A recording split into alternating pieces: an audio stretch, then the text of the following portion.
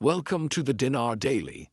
Tonight, our broadcast focuses on a highly specific and evolving narrative that is currently developing within the quiet corridors of major American financial institutions.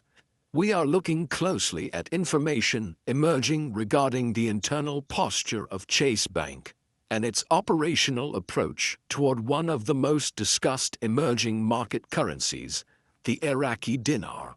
While the public surface of the banking world remains calm and seemingly unchanged, there are distinct currents moving underneath that suggest a significant shift in attention.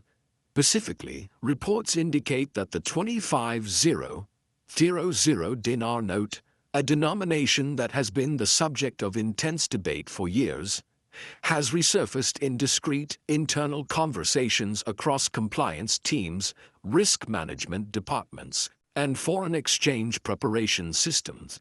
This is not a matter of public headlines, but rather a story of internal recalibration, where the machinery of global finance begins to turn long before any official announcements are made. To understand the significance of this development, one must look beyond the teller window and into the operational depths of a bank like Chase. On the surface, absolutely nothing has shifted in their public policy. There are no new press releases, no updates to customer agreements, and certainly no published availability for exchanging the currency at the counter.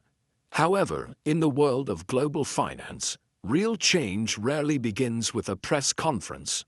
It almost always begins with what is known as internal recalibration. Over the last several weeks, private banking contacts and industry observers have noted that Chase has quietly revisited its internal procedures regarding several restricted foreign currencies.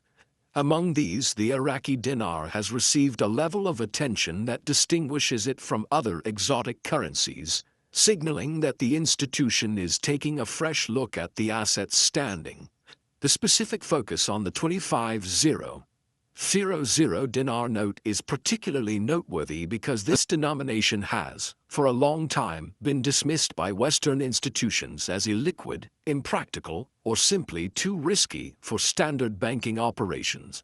For years, the prevailing sentiment in compliance departments was that this note represented a relic of a past economic era. However, that note is now back under review by system integration teams. The question that naturally arises is why this interest is returning now. The answer lies not in rumors or speculation, but in the tangible reforms that have taken place within Iraq itself. The monetary environment of Iraq has transformed significantly over the last 2 years, creating a new reality that compliance officers at major banks can no longer ignore.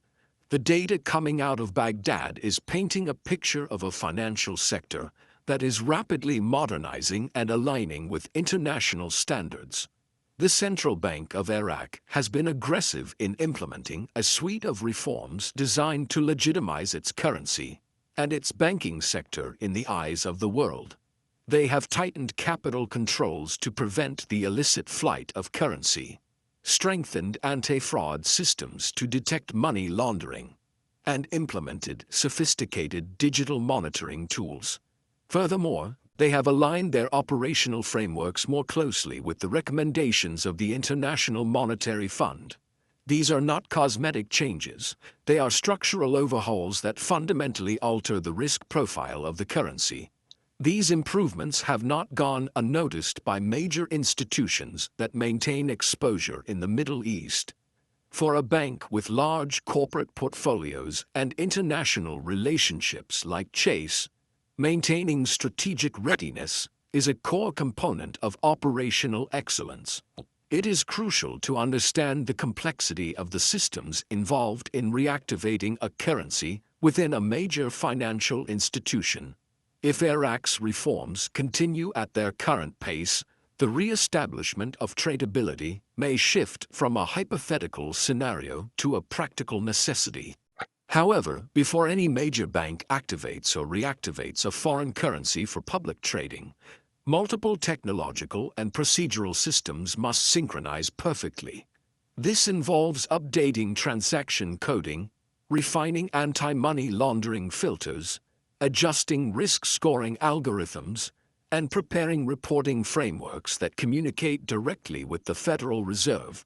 Rate generators and internal settlement networks must all be tested and updated long before a single public customer ever sees a notice stating that the currency is accepted. These quiet system adjustments do not guarantee that exchange availability is imminent, but they do signal a high level of institutional preparation that is often absent when a currency is truly dead or irrelevant. Chase appears to be positioning itself ahead of potential external policy shifts, a strategy known as future-proofing operations. By updating these back-end systems now, the bank avoids the chaos of last-minute system overhauls if the dinar re-enters global channels in an official, tradable capacity. This pattern of early preparation is not new in the banking world. We have seen it before in other emerging markets.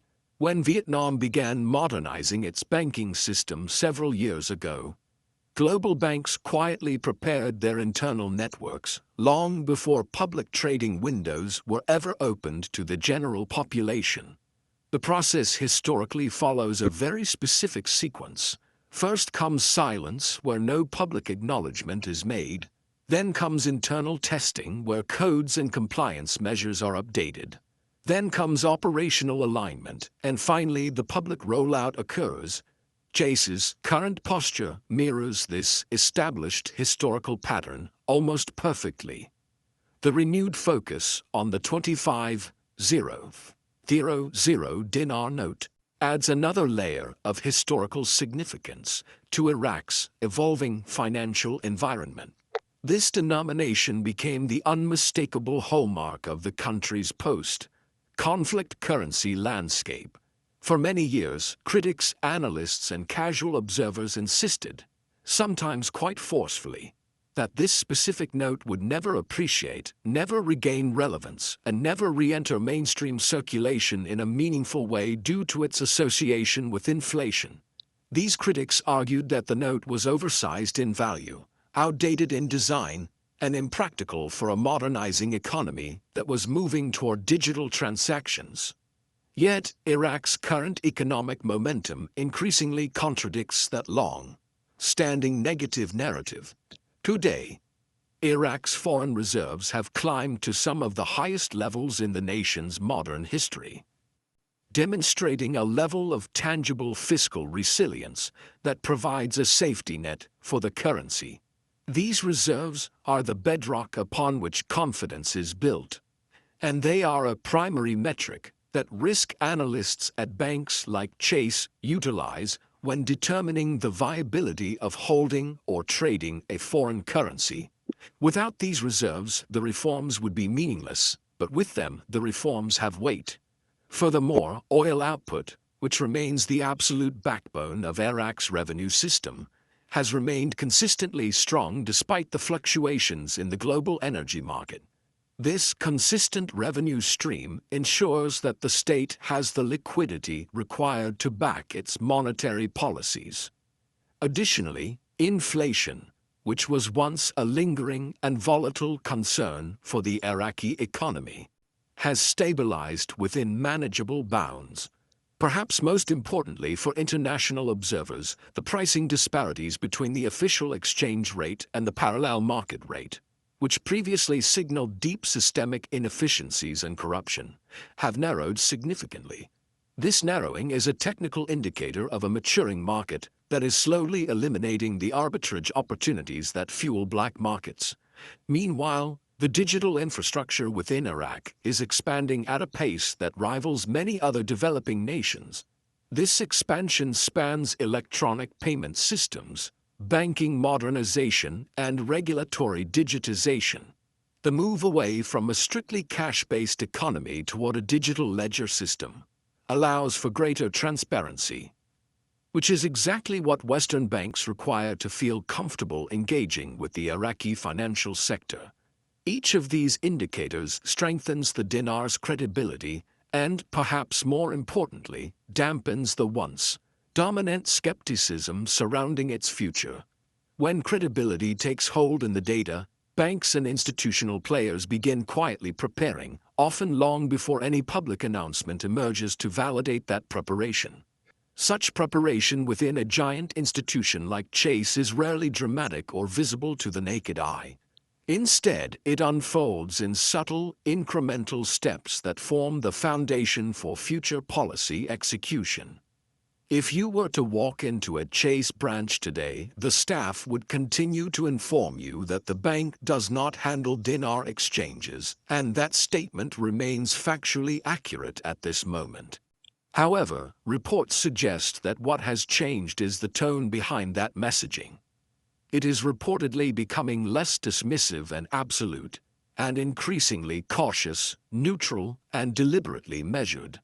While this may sound like a minor detail in the world of corporate banking communication, a shift in tone is often a precursor to a shift in policy.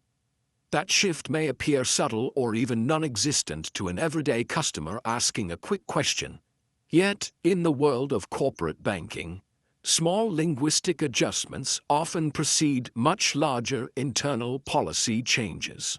Banks rarely reveal their strategic recalibrations prematurely to the public to avoid speculation.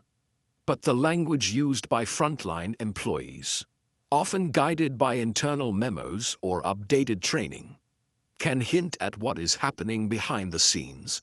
A tone shift may seem trivial, but in an institutional context, tone is data. It signals re-evaluation, re-examination, or at the very least, a heightened state of awareness regarding the asset in question. This adjustment aligns with the broader trajectory within Iraq's financial development over the past year. The Central Bank of Iraq has implemented a series of significant reforms that directly address the concerns of the U.S. Treasury and international banks. These include tightening controls on U.S. dollar outflows, deploying biometric verification systems to reduce fraud and money laundering at currency auctions, expanding electronic payment frameworks to encourage transparency, and partnering directly with U.S. regulators to curb illicit trading behaviors. These are the actions of a central bank that is fighting to regain its standing on the world stage. And American banks are watching this fight closely. These reforms support stronger reserves, more disciplined fiscal management, and enhanced monetary stability. They are not signs of a collapsing economy or a currency at risk of failure, as some detractors might claim. Rather, they are hallmarks of a system preparing for deeper international integration, where credibility, compliance, and modernization are prerequisites for entry. A modest policy-based appreciation of the dinar, not a dramatic speculative windfall, but a carefully controlled adjustment, could carry significant symbolic and financial implications for Iraq. It would signal to the world that the recovery phase is ending and the growth phase is beginning. Such an appreciation would strengthen domestic purchasing power, giving Iraqi citizens greater economic confidence in their own sovereign currency. It would also reinforce investor sentiment, showing that the reforms enacted by the central bank are not merely theoretical, but are actively reshaping the monetary landscape in a way that benefits the economy. Even a measured rise could signal global endorsement of Iraq's fiscal and regulatory progress, attracting more stable foreign investment, which is currently hesitant to enter the market due to currency volatility risks. For major banks, the core issue is not whether the appreciation is large or small. It is simply about stability. For major banks, the question is whether they are operationally prepared for a future in which the dinar plays a more active and credible role in international trade finance. Public interest in the dinar, especially outside of Iraq, has long been complicated by wild speculation, misinformation, and exaggerated predictions that overshadow the genuine, boring, but positive economic developments. Beneath those distortions, however, lies a legitimate monetary restructuring effort that Iraq has been pursuing gradually and deliberately. The Iraqi government never promised overnight gains or dramatic revaluations. They promised modernization, transparency, and long-term reform, and the evidence suggests they are delivering on those promises.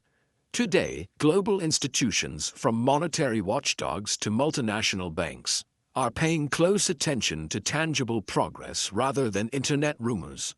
The International Monetary Fund's recent reviews, which highlight Iraq's improving fiscal discipline, align with rising oil revenue projections for the year 2025.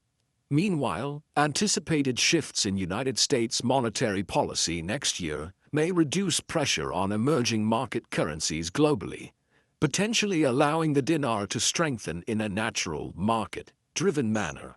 Banks such as Chase must anticipate these macroeconomic shifts long before they occur, because being prepared costs relatively little. But being caught unprepared can result in significant operational and compliance burdens. This context brings us to the concept of the Chase Bank twist, a term circulating among observers who track these small but meaningful institutional adjustments. These adjustments include quiet system checks, currency database reviews, updated compliance language, or subtle operational changes. None of these are publicly announced, but all of them indicate a form of internal readiness. Large financial institutions do not update their currency handling frameworks casually or spontaneously. Every line of code changed and every compliance memo written costs money and time. Therefore, if they are doing it, there is a reason. Each change, no matter how minor, is logged, audited, and digitally documented within the bank's archives. These digital traces, fingerprints so to speak, often reveal early signs of strategic shifts before they become visible in customer-facing policies. Beyond the technical considerations lies the emotional and symbolic weight of the moment. For the people of Iraq, the dinar is more than just a medium of exchange. It is a representation of national resilience, stability, and recovery after decades of instability and conflict. For foreign entities holding the currency, it represents a long-term bet on the stabilization of the Middle East. When a bank as influential and conservative as Chase quietly calibrates its internal systems to accommodate the dinar more effectively, despite not publicly announcing any change, it lends a measure of legitimacy to the hopes that the currency is normalizing. Currency evolution historically follows a predictable sequence: stabilization, reform, international alignment, technical readiness, and finally, public integration. Iraq appears to be progressing thoughtfully and methodically through these phases. Each IMF update, each U.S. Treasury collaboration, and each regional economic agreement strengthens the structural foundation for the next step. And when economic fundamentals align, transitions that once seemed distant have a way of arriving swiftly. For now, it remains a waiting phase. Patient, cautious, but increasingly promising as more subtle signals accumulate across the financial landscape. Every minor adjustment at a major institution, every quiet internal system update, and every shift in the tone of institutional language builds a picture of momentum beneath the surface that many observers once dismissed as impossible. These changes are not the hallmarks of hype or speculation. They are the signs of infrastructure slowly aligning with possibility. Large financial institutions do not recalibrate their operational frameworks lightly. When a bank adjusts its internal currency codes, modifies compliance wording, or updates back-end systems used to track foreign instruments, it typically serves a purpose that becomes clear only later. In this environment, the Iraqi dinar continues to stand at the intersection of skepticism and emerging credibility. Over time, Iraq has strengthened its regulatory structures, improved transparency, modernized its banking sector, and reinforced its international partnerships. Each development contributes to the groundwork for future monetary stability and integration into the global fold. While public-facing commentary from banks like Chase remains conservative and non-committal, the internal movements, however subtle, add weight to the notion that institutions are positioning themselves for potential adjustments. The waiting phase is not passive. It is the period in which the groundwork is laid, systems are tuned, and compliance frameworks are quietly brought into alignment. Patience, therefore, is not merely a virtue for observers. It is an essential part of recognizing the difference between fleeting speculation and meaningful, incremental structural change. The renewed focus on the 25,000 dinar note is perhaps the strongest signal yet that the old narratives are fading and a new financial reality is being written. As we continue to monitor this situation, it is vital to remember that in the world of global finance, the loudest changes rarely begin with an uproar. They begin in silence, through adjustments so subtle that only the most attentive recognize their importance until after the fact.